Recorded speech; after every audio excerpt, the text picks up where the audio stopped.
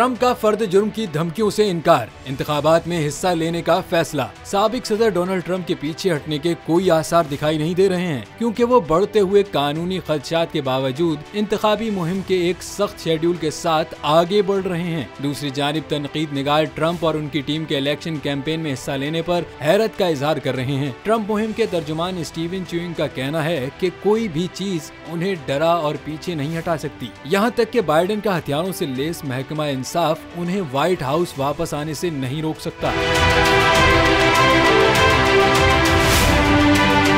एक और फर्द जुर्म के इम्कान के बावजूद इंतखाबी मुहिम में सरगर्म रहने का ट्रंप का फैसला एक खतरनाक इकदाम है, जो उन्हें माजी के सदारती उम्मीदवारों से मुनफरिद बनाता है। कानूनी माहिरीन भी ट्रंप के नुक्ता नजर के मुज़म्मरात को देख रहे हैं, क्योंकि वो इंतखाबी मुहिम और अदालती लड़ाई दोनों को एक साथ फेस करने वाले पहले सदारती उम्मीदवार बन गए हैं। ट्रंप की इंतखाबी मुहिम की तरजीहात का उनकी कानूनी जिम्मेदारियों के साथ टकराव इसकी सलाहियत के बारे में सवालात उठाता है। दूसरी जानिब ट्रंप की फंड रेजिंग कैंपेन भी भरपूर अंदाज से जारी है।